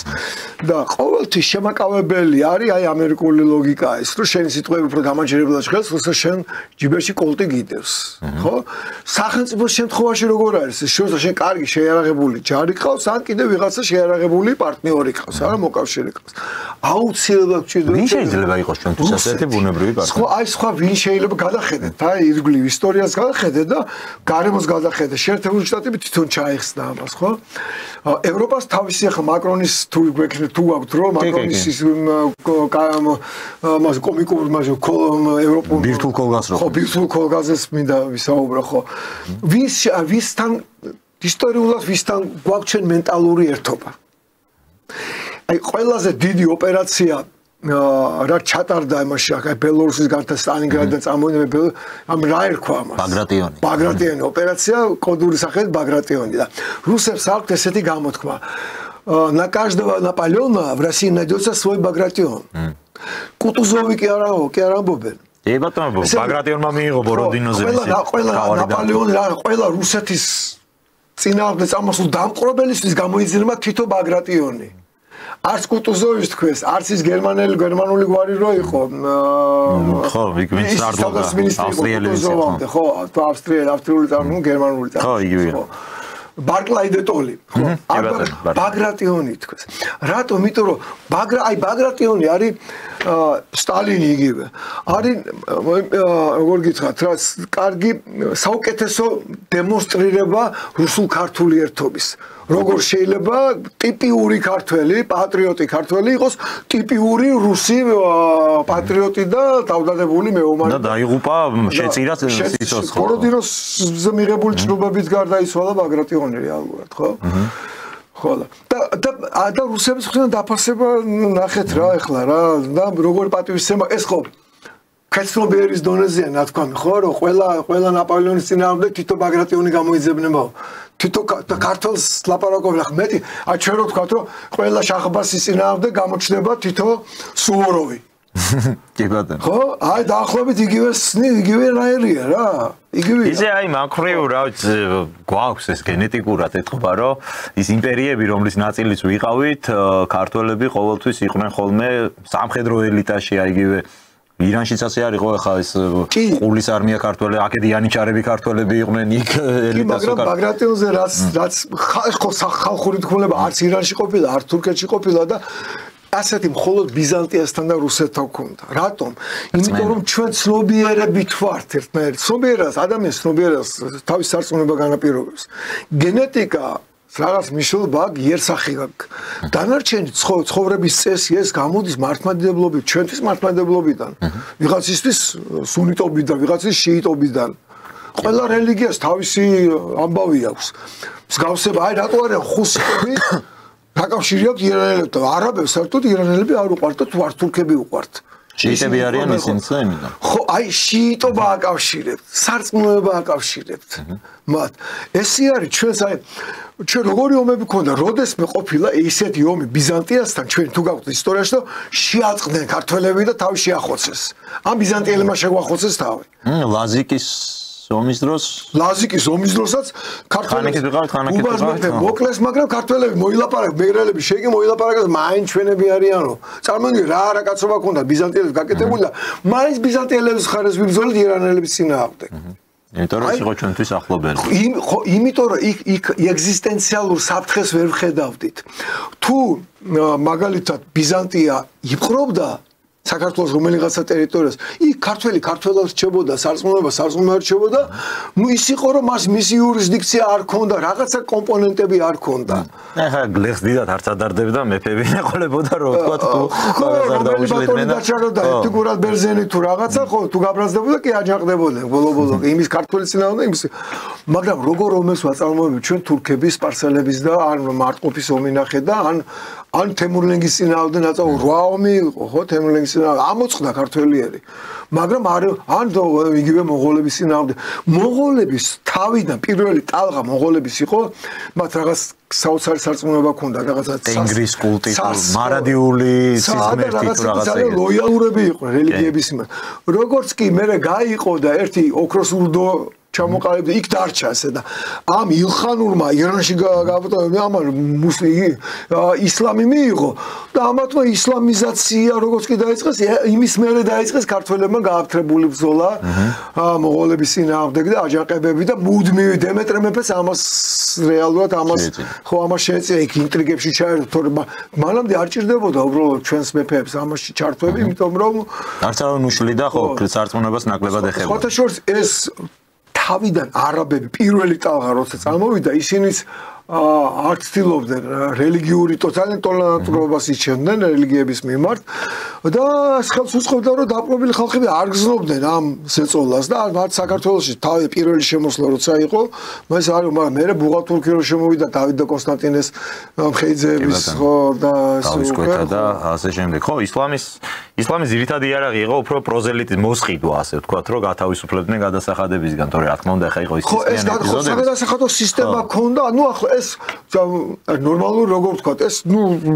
ხო მუსულმანი თუ იყავე გათავისუფლებოდი გაიყიდებოდი იმაზე რომ ცოტა გადასახადი გადაგიხადა დღევანდელი გრანტებზე თუ გაიყიდებოდი გიყიდნენ დიდი სიამოვნებით ხო თუ არ და თავს არ მოგჭრიდნენ რომ არ გაწამებდნენ თუ რაღაცებს და პირველად ჰაბიბ იბნ მასლამას დაცვის სიგელი ქვია საერთოდ რომ ანუ მაგ ფორმით დაიდო რომ ეს იყო ჯიზია ერქვა იმის გადასახადს ქრისტიანი იხდია დამატებით იხდიდა ჯიზიას რა სამწუხაროა ბატონ ჯონდი რომ ეხლაც და მინდოდა ამ საკითხსაც შევხებოდი ცირიის საკითხს ეგვცელდება ეხლა რომ ჯიზიას გადასახადის გადახდას აიძულებენ იქ ადგილობრივ ქრისტიანებსო სირიაში და ზოგადად აი ამ მოვლენებზეც მაინტერესებს თქვენი აზრი საქართველოსთვის ნუ ჩვენთვის რა კონტექსტი აქვს ამას შეიძლება თუ არა რომ აი ამ რაღაც დაძაბულობის ვექტორი კავკასიისკენ წამოიმართოს ასე ვთქვა და ჩვენ მიმართულებით განვითარდეს და ზოგადად აი რას ფიქრობთ ბოლო პერიოდში სირიაში განვითარებულ ძალიან ტრაგიკულ მოვლენებთან დაკავშირებით კავკასიის მიმართულებით ამათ უნდათ ეს რუსეთთან ობი და მე მაგათი შემოყვა ახლა რო ხოცავენ ქრისტიანებს და ალავიტებს მუსლიმებსაც ხოცავენ ნუ გეშინიათ ალავიტები შეიტები არიან ხო მაგათაც ხოცავენ ანუ მამათი გადმოსროლა უნდათ მე რუსეთის ჩრდილო კავკასიის შესაძლებლად საქართველოს გავლენ პარტიზანულ ომზე გადადითო ბიძინა ივანიშვილმა რო თქვა თუ გახსოვთ რო უთხრეს მე თუ ღარიბაშვილს უთხრესო ივანიშვილმა ღარიბაშვილს უთხრესო რომ იომებთო გასულ ივანიშვილმა მოყვა ეს ამბავი ხო ეგ უნდათ იმათ შემოყვანა უნდათ ახლა აი ხალხს რო ხოცავს ამათ უნდა დემოკრატიულ დასავლეს ანუ ეს არის ალ-ქაიდა ახლა გამოსწორდნენ ისეთი ალ-ქაიდა ეს გამოსწორებად ითვლება ევროპული სტანდარტები და ევროპის სამართლო ხმას არ იღებს არც საფრანგეთს ამოუღია ხმა არც ევროკავშირს არაფერი ესე განცხადების დონეზე არაფერი არ ყოფილა დღეს ეს საფრთხეს მე ამ საფრთხეს ეხლა ამათი გადმოსამართებისას ვერ ხედავ იმიტომ რომ შეერთებული შტატები და რუსეთი ერთობლივად ეს ორი სახელმწიფო და არა ევროპა შეერთებული შტატები და რუსეთი გამოვიდა ინიციატივით უშიშროების საბჭოს მოწვევის ამ სირიაში განვითარებული მოვლენების გამო და ანუ მე თურქეთს აქვს გავლენა ახლა იცით ხო თურქული არმია მოქმედებდა ეგ და მე ერდოღანის გავლენით იქნა ახლა ეს კვლელობები შეჩერება მაგრამ ძალიან ბევრი დახოცეს კი ეგ ეხლა ასობით არის მსხვერპლია ეგ ეხლა როგორ შეიძლება შემდგომში განვითარდეს აბა ეს ესე იგი უნდა მოხდეს ამეთი ლეგიტიმაცია ხო ამან უკვე ჩაიცვა გვარია მოიწდება ჩაიცვა ჯოლანი მე მგონი ჯოლანი ხო შავა კოსტუმი ჩაიცვა და გალსტუკი გაიკეთა და ეხლა ეს მე გაეროში უნდა ჩამოვიდეს და ელაპარაკოს და როგორ წარმოუდგენიათ ევროპელებს არის მე გეტყვით რომ ეს ტრამპის მიერ საღი აზრის რევოლუცია ეს ასეთი კარგი კარგი აღწერა, სუსტი აღწერა იმისი რაც ხდება შიგნით შეერთებულ შტატებში ზოგადად სოფლიოში და ტრამპს ორი მოკავშირე ყავს ამაში. მოკავშირეები ბევრი ყავს, მაგრამ ორი დიდი მოკავშირე ყავს ზინპინი, რომელთან გარიგებისთვის ემზადება. ტრამპი, იმიტომ ამოიღო თავისი ლექსიკიდან ტაივანის საკითხი და არაფერ ამაზე არ ლაპარაკობს. რამდენი ხანია რუსეთთან დაკავშირებით თქვენ არ გაგიგეთ ნავალნი და მის რა ქვია მის მაგნიტსკის სია და რაღაცა ნატოში თუ გინდა უკრაინის გაწევრიანება ან საქართველოს 2008 წელს უკვე ხელო დაიბადა. უკვე წაიღესო სა, დაბანილი აქვს ჩვენზე ხელი. ჩემი არ არის უკვე წაღებული არისო. რო გააფორმა ძველი რისხვით რო ვარ თურმე წაღებული რუსეთისთვის. ხო და ეს ყველაფერი იმის სიგნალია, რომ უნდა გადალაგდეს ამ სამ პოლუს შორის. გინდა არ გინდა ძალიან უნდა რაღაცა პოლუსებში თავი გაიყო ინდოეთს. ნუ თურქეთი ცდილობდა ამას და ახლაც ძალიან საინტერესოა. თურქეთთან დაკავშირებით აი ხო, ევროპის უსაფრთხოების საკითხებში ძალიან აქტიურობს თურქეთი. ხო, აი ძალიან ჭკვიანი პრეზიდენტი ყავს თურქეთს რა. მას რა თქმა უნდა ესმის ახლა რუსეთის წინააღმდეგ წასვლა რო არ შეიძლება რაღაცა სერიოზულ დაპირისპირებაში წასვლა, შეიძლება პამიდორზე იომო და რაღაც ეგ იდლიბში რაღაცაზე, მაგრამ ახლა ესეთ ეგზისტენციალურ საფრთხეს თავის სახელმწიფოს არ შეუძლია. მით უმეტეს ტრამპის და პუტინის წინააღმდეგ ერთობლივად წასვლა ეგ საერთოდ ფანტასტიკის სფეროდაა, მაგრამ მაინც დაელაპარაკა. რატო გახდა აქტუალური ბაიდენთან ერდოგანთან დალაპარაკება? როგორც კი ამ ელიტამ იგრძნო რომ დასაყრდენი გამოეცალათ ვაშინგტონში, თეთრ სახლში. თავი იგრძნეს დაუცველად. არა ევროპა, არა ამ კორუმპირებულმა ჭაობმა. რომელ ჭაობსაც იქ ვაშინგტონში ახლა აშრობს ტრამპი და მასკი ერთად, მაგრამ ევროპაში ეს ჭაობი ყიყინებს ჯერ კიდე, ხო? ამათმა იციან რომ თქვენ თუ გახსოვთ რამდენიმე ევროპარლამენტის წევრი და ევროპარლამენტის ვიცე-სპიკერიც ფებერმა დააკავა. ფედერალურმა ბიურომ დააკავა კორუფციის ბრალდებით. მაგალითად, ერთ-ერთი დააკავეს ყატარში ჩატარებული ფეხბურთის დროს, რომ ამან ლობირება გაუწია. ეს იყო ვიცე-სპიკერი ევროპარლამენტს, წარმოიდგინეთ და ვინ ეკითხება ფედერალურ ბიუროს ევროკავშირის პარლამენტის წევრის დაკავების. ხო, მით უმეტეს ვიცე-სპიკერის. მაგრამ თურმე ეკითხება რომ ამათ ჰქონდათ კომპრომატები. მაშინ ბაიდენის ადმინისტრაცია მართავდა და რამ გამოიწვია მათი გაღიზიანება, რომ ყატარი წინააღმდეგი წავიდა იქ LGBT დროშების აფრიალების კანონი მიიღეს 15 წელი დავიჭერთ მის მაგაზინზე. ამაზე გაბრაზდა ბაიდენი და ნუ ასე იგი როგორც ყველა იმპერიას ახასიათებს უნდა დაისარჯოს ვიღაცა ვინც ეს გადაწყვეტილება ყატარის სასარგებლო მიიღო და მე როგორც იმას აღმოუჩინეს კეში დოლარები დღეს ჯორჯესკუს, ისი აღმოუჩინეს 2-3 მილიონი დოლარი ამ ქალბატონსაც ვიცე-სპიკერი მის იყო გვარის ვეღარ ვიხსენებ და მამამისსაც სახში, კეშის სახით. და დღემდე ციხეში სასჯელს იხდის. ასეთი ბრალდებები არის მაგალითად ურსულა ფონ დერ ლაიენის წინააღმდეგ COVID-19-ის ვირუსის დროს, ფაიზერის შესყიდვების დროს, თურმე მისი ქმარი, ესე იგი, აქტიურად იყო ჩართული ამ სარფიან ბიზნესში. ყველა წინააღმდეგ არის ასეთი ბრალდებები და ბოლოს უკრაინაში მილიარდები, რომლებიც თვითონ ევროპაში რომელიც იკრიბებოდა, ის არა მარტო ახლა აქტუალური გახდა ამერიკიდან წარმოსული ფული, ხო 350 მილიარდია ზელენსკი რო იძახის, ეგრევე რომ დაადო ხელი ბაიდენს ნახევარი არ მიიღიაო, ხო და ეხლა თუ აქტუალური გახდება ევროპიდან წარმოსული იმასაც სიტყვის ზელენსკი რატო რა შეცხება თუ რა ამათაც დაადებს. ამიტომ ამათ თავისი პირადი ბედიც აღელვებთ. თურქეთს შეიძლება იყოს მათთვის ამ შემთხვევაში გამოსავალი კი, ნუ თურქეთი მეორე არმიაა ნატოს უძლიერესი ჯარი ყავს და რაზე საუბარია. აი თავიდან დაიწყეს ეგ მაკრონის სულიერ სამარცხინო კლოუნადა, რომ ბირთვულ ქოლგას გთავაზობ და ასე შემდეგ. მოდი ნახოთ მაკრონს შეუძლია თუ რა ბირთვული ქოლგის ინვესტის შესთავაზება. დავიწყოთ პირველი, საფრანგეთს არ აქვს საკუთარი ანტისარაკეტო სისტემები. უროდ არა აქვს ასეთი რამ. გერმანიას აქვს, მაგრამ ბირთვულისგან არა, რაღაც შეიძლება თვითნავი ვერტფრენი ჩამოაგდოს. ეს აქვს მხოლოდ რუსეთს, ჩინეთსაც და შეერთებულ შტატებს. საფრანგეთს არ აქვს წინასწარი შეტყობინების სარაკეტო თავდასხმის შემთხვევაში წინასწარი შეტყობინების სისტემა. ასეთი ჩინეთსაც არ აქვს, ჩინეთს რუსეთის ქოლგა აქვს, რუსეთი აძლევს ამის ინფორმაციას და აქვს მხოლოდ შეერთებულ შტატებს და რუსეთს. ეს რა არის? ესე იგი რაკეტა როგორც კი შახტიდან გამოვა, სანამ შენი ანტისარაკეტო სისტემის ზონაში შემოვა, შახტიდან გამოსვლისთანავე იღებს შენ ინფორმაციას, რომ ესე იგი შახტიდან რაკეტა გამოვიდა და ამიტომ შეერთებული შტატები და რუსეთი, მხოლოდ შეერთებული შტატები და რუსები მუშაობენ ისეთ რეჟიმში, რომ ატყობინებენ ერთმანეთს, რომ მე ეს გავისროლე 30 წამში უბრალოდ 30 წუთში ამას გავისროლე, მაგრამ ის ისე შენთან არ მოდის არაშნიკის დროს გამოჩნდა, რომ შეტყობინება ბაიდენმა თქვა, რომ ჩვენ მოვიწყე შეტყობინება 30 წუთად, რომ არაშნიკის გამოსვლა მიმდინარეობს. ამ შეტყობინებას ერთმანეთს უგზავნიან. რომ საპასუხო იმანაც პანიკის შემთხვევაში sapasukho დასროლა არ იყოს. ეხლა პოტენციალი უნდა რაოდენობრივად და თვითონ დარტყმითი ძალა და რამ ხელ ზიანი შეუძლია საფრანგულ ბირთვულ ყველა რაკეტას ერთად მიაყენოს ვინმეს. ეს 25-ჯერ ნაკლები ვიდრე შეერთებული შტატების. 25-ჯერ ნაკლებია და შეერთებული შტატების ქოლგა ქონდა და არ გრძნობენ თავს კომფორტულად და 25-ჯერ ნაკლები რო გაქვს და რუსეთის პოტენციალი შეერთებული შტატების პოტენციალზე უფრო მეტია. კი, რუსეთი მთელ ნატოს სულწევს. მთელ ნატოზე კიდევ უფრო მეტია, ხო. ეს მესამე რუსლად ასეჩკა. როგორ იქნება ქართულად? მესამე აცილება, ხო? აეჩ ხო. გასროლა. მერე ფრანგული სარაკეტო სისტემა, ბირთვული სხვაც, მაგრამ ბირთვული სარაკეტო სისტემა მოძველებულია.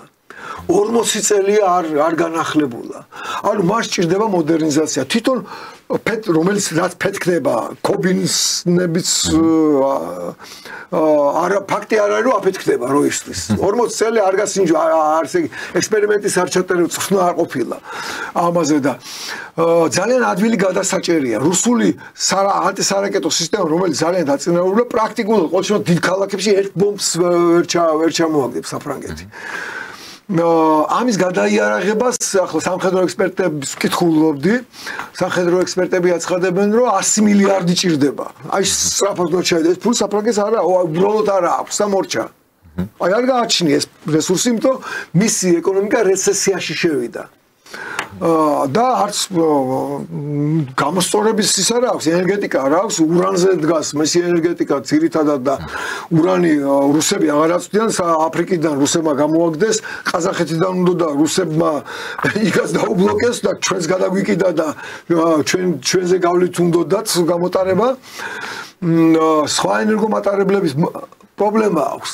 ეს მაქსიმუმ არის პრინციპი. აბა რა ზელენსკის ამშვიდებს რო ლაპარაკობს თუ აი რა მიზანია? ხეს იგი იცი რა არის? კომპლექსები რო აქვს ატყობ არ სულფასონის კომპლექსი როგორ მიხვეს ნაბიჯებზე რაღაც რო იწელება რაღაცა და კომპლექსებს ახლა 90 წლის თუ 80 წლის ბებია რო ყავს სოლად კაც ჩვენ ჯვარი წერია ნუ ეს ხო არა ეს ხო ნორმიდან ამოვარდნა ხო? ესე იგი რაღაცა ნორმაში არ აქვს, ხო? მის მიხვრა მოხრაში და ქცევებს ეთყობა რომ ის არასრულფასოვნების კომპლექსი აქვს და ეს არის რაღაცა კონტრისკაცის ეს არის რა კომპლექსი, ხო, სინდრომი, რომ მას რაღაცა გრანდიოზული იდეები უნდა ისროლოს, ის თავის კონტრისკაცობა გალაფაროს და ერთის ხრი შეიძლება ვივარაუდოთ, რომ პრინციპში ირიბად შესთავაზა ევროპას ეს ფული შეაგროვონ და ჩადონ 100 მილიარდი საფრანგეთის სისტემების მოდერნიზება. სხვა პერსპექტივა მაგათ არ აქვს. ეხლა აქ დგება გარდა ბირთვულისა ჩაულებრივი შეიარაღებების კომპონენტი, ხო? მთელი ევროკავშირის ჯარი. სულ ყველა ერთად შეაგროვა, ნუ ისიც როგორი ბრძოლის უნარიანი გამოვა, კაცმა არის მე 150,000-ზე მეტი ვერ იქნება. ბრიტანული არმია შეიძლება დღეს 30,000-მდე ავიდეს, რომელიც შეიძლება სადღაც ისიც აფრიკის კონტინენტზე ავადო რუსთან ომის ლაპარაკობს. ესტონეთი ყველაზე მეც რო იჭიმება 6500 კაცი ყოლიათ ჯარში და 4 ტანკიო თუ რაღაც ესეთი ინფორმაცია. ბრიტანეთს 30,000 ყავს. საფრანგეთს ყავს 100,000-მდე. გერბა ბუნდესტაგს 50,000-მდე ყავს. არმია არ ყავთ. ჩაულებრივი შეიარაღებებს რო აწარმოებენ სამხედრო სამრეწველო კომპლექსი არ აქვს. საფრანგეთს აქვს დივერსიფიცირება რაღაცები რომ გააკეთოს შეუძლია, მაგრამ წარმადობა არ აქვს. წარმადობა რა არის, რომ ამდენ რაკეტას გამოუშვებ. რუსეთი, მხოლოდ რუსეთი 8-ჯერ მეტ ანტისარაკეტო რაკეტას ამზადებს, ვიდრე შეერთებული შტატები და ნატოს ყველა წევრი ქვეყანა ერთად. რუსეთის ჭურვი რუსები რომ ამზადებენ უძლებათ $500 უფრო კარგია რუსული ჭური ვიდრე მაგათ უძლებათ $3500 და $5000-მდე გაზრდა პრობლემა აქვს კაპიტალიზმის პრობლემაც აქვს განა ეს ხო წამყვანი ეკონომიკის ქვეყნებია ხო თავის დროზე არა განა ტექნოლოგიები აქვს განა არ შეუძლიათ ამის გაკეთება მაგრამ სისტემა არის ასეთი ის რომ მაგალითად 8-ჯერ მეტი გამოუშვას ამან ახალი ქარხანა მაგალითად ავიღოთ რეინ მეტალი გერმანული ხო ამ ფრანგული სამრეწველო კომპლექსი იმან რომ განა ესე გაზარდოს წარმოება ახალი მოსახელი უნდა დაიქირავოს უნდა გადაამზადოს იმ უნდა ისო ეს ხო ის არ არის ჩაგუში მე აჭირხო რა კვალიფიციური მოსახელი უნდა ახალი ცეხი უნდა გახსნას შეგნებულად ანუ უნდა გაზარდოს წარმოება ხო და ხოლ შეიძლება საჭირო არ და ხოლ შეიძლება უკრაინა კაპიტულაციას შეიძლება კი ალბათ მოაწეს ხო და მე ის რეინ მეტალი რო ფულს და კაპიტალისტია ფულს ახლა რა გარანტია აქვს ამიტომ რეინ მეტალი და ყველა მოითხოვა 10 წლიანი ხელშეკრულებები ანუ მინიმუმ 10 წელი მათ უნდა ქონდეთ გარანტია რომ ომი იქნება აბა ახლა ამან 100 მილიარდი უნდა ჩადოს და მე ხომ და ამას ამოღება და ხო ომი თუ არ არის მაშინ ეს ვისრათ უნდა იარაღი ვისრათ უნდა ფრანგული და აგერა რუსული 5-ჯერ იაფი და 5-ჯერ უკეთესი ხო აი ეს პრობლემა აქვს აქედან ესენი ვერ გამოვლენ და რაც შეეხება ევროკავშირის მე 2000 პირველი წელი იყო თუ არ ვცდები რომში ვიყავით დელეგატ ჯგუფი ვიყავით აქედან წასულები სტუდენტების პოლიტიკური ევროსაბჭოს პოლიტიკური სწავლების სკოლის კურსები უნდა დაგვემთავრებია და სტრასბურგში უნდა აგვეყო დიპლომები რა მოკლედ მაგრამ გასული სესია იყო ჯერ რომში და იქ ასე იგი მოდერატორი იყო იტალიის პრემიერ-მინისტრი ყოფილი პრემიერ-მინისტრი ძალიან ესეთი მაღალი რანგის ლექციები იკითხებოდა გენერალური პროკურორი შეერთებული შტატების და შემდეგ და იქ რო შეყვნენ იქ პირველად წამოიჭრა ასე იგი კამათი ნატოს წარმომადგენლები სიჯდნენ და ევროკავშირის წარმომადგენლები სიჯდნენ და იქ ევროკავშირის ჯარების შექმნაზე ჩამოვარდა ლაპარაკი და ნატოელებმა გააპროტესტეს ეს რომ რა ვისინავდე ქვითო ევროკავშირის ჯარებს თუ ნატო აგერ არსებობსო და ახლა რადგინდათო ძალიან ლოგიკური შეკითხვა იყო ესე ჩვენ წინააღმდეგ შეერთებული შტატების წინააღმდეგ ქრიდან და მე აი ჩემთვის ეს იყო სიახლე მაშინ ძალიან ახალგაზრდა დამწყები პოლიტიკოსი ვიყავი და საქართველოდან ხო და ეს მეგონა ეს აბსოლუტ მონოლითური ერთობა მეგონა და ვერ გავიგე ეს კამათი და ყველა ჩვენ ჯგუფის კახა და სოზარ სუბარი ერთად ვიყავით ჩვენ ერთად მივიღეთ ეს პოლიტიკური განათლება ევროპული პოლიტიკური განათლება და ერთმანეთს გაკირებული იყო ვერ ვიგებდით ამათ შორის თუ შეიძლებოდა რამე კამათი ყოფილიყო და მე მიხვდა მოდერატორი იყო პრემიერ-მინისტრი ყოფილი პრემიერ-მინისტრი იტალიის და სხვათა მე პურმანელზე დაგვატიშა და კარგი ღვინო და პინო დაგვალევინა მათ ჩვენთანაც ხო და იმან თქვა რომ ესო ნუ გაგიკვირდებათო ესო დასავლური ჩხლეტებიაო დაარბილა ერთმანეთის მიმართ მე რეალურად მართლა უნდა შეიქმნათ ეგ არმია ახლა ან რამდენი წელი გავიდო 25 წელი ამაზე ევროპელები ლაპარაკობენ სავარაუდოდ მე ლაპარაკობდნენ იყო ლაპარაკი რუსეთის ჯარების მონაწილეობითაც და აი ეხლა თურქეთში იმიტომაც წავიდნენ რომ თურქული სამხედრო კომპონენტით მოკლედ ყურადღების მიქცევას ცდილობს მაკრონის და ევროპელების რომ ჩვენც დაგვსვით ამ მაგიდასთან იმიტომ რომ რა თქმა უნდა პოლიტიკაში რომ როცა ასეთი დიდი გადანაწილება ვედი შენ თუ მაგიდასთან არ ზიხარ ისე მაგიდაზე დევხარ ანუ შენ მენიუში შედიხარ შენ გინაწილებენ ამიტომ პირველი შემთხვევა როცა ევროპა ბოლო 500 წლის განმავლობაში ევროპა არ ზის დიალოგის მაგიდაზე არის ობიექტი განაწილების თორე ევროკავშირი იყო თავის დროზე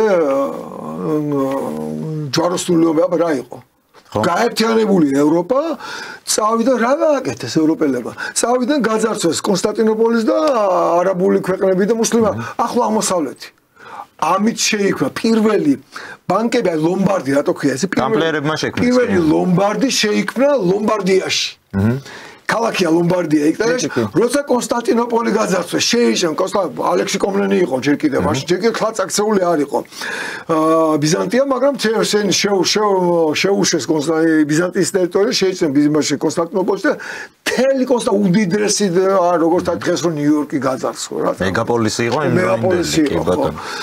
და ნუ არაბულ სამყაროს და თურქებს და ირანელებს და ამ ძარცვით იყვნენ დაკავებულები. მე გადავიდნენ აფრიკის და შეერთებული კი არა ამერიკის ძარცვაზე, ხო? მე წარმატებით ძარცვავდნენ ერთმანეთსაც ძარცვავდნენ. ასე არსებობდა ევროკავშირი. ევროკავშირის არსებობის ისტორია, ნუ აფრიკელებთან წარმოედგინეთ, იგი ჩეულებრივად როგორც ვეფხვეზე და ლომზე სანადიროდ და ისე დადიოდა ადამიანების სანადიროდ, ამათ იჭერდნენ, მე მიდიო ამერიკაში ყიდნენ ჩეულებრივად, როგორც აი კალამს ორ ცხოველი ისე რა. ხო, ჩინა ასე ცხოველი ასე ყიდნენ. მაშინ რა ქვია, ამერიკაში ინდიელები ამოწყვიტეს. ინდიელების ამოწყვეტაში აი ხო არის როცა მგელი მოგრალდება და მონადირეებს ფულს უხდიან მგლის ასე ინდიელის მოკლაზე ფულს იხდიან სკალპზე იხდიდნენ ფულს ხო ნუ ცოცხალს თუ მიიყვა თუ მე ცოცხალს ვერ მიყავდა და მაშინ სკალპი უნდა აეძო მე და ფულს უხდიდნენ რაღაც ამდენი დოლარი ყავს 30 თქვა 30 წლის ასე ყველობაში ფულს იხდიდნენ რომ ესენი უნდა ამოეწყვიტან ანუ მიდიოდა პირდაპირ გენოციდი და რაც კი ამის იმდიდრე იყო ეზდებოდა მე ამერიკელები აჯანყდნენ და უკვე ამერიკამ თვითონ დაიწყო თავისი კონტინენტის ასე იგი ექსპლუატაცია ბატონ ჯონდი, ძალიან დიდი მადლობა. მართლა ძალიან საინტერესო საუბარი გამოგვივიდა, იმდენად საინტერესო, რომ პროდიუსერი წერს, დავასრულოთ, თორე გავთიშავენ უკვე ეთერიდან, გადავაცილეთ საკმაოდ დიდი ხანი. მადლობა ძალიან დიდი, როგორც ყოველთვის, მართლაც კარგი საუბარი იყო. შეგახსენებთ, რომ ქართული დაცვის ლიდერი ბატონი ჯონდი ბაღათურია იყო ჩვენი გადაცემის სტუმარი. მეც მადლობას გადაგიხდით ყურადღებისთვის და 4 შაბათს შევხვდებით ერთმანეთს, კარგად ზანდებოდეთ.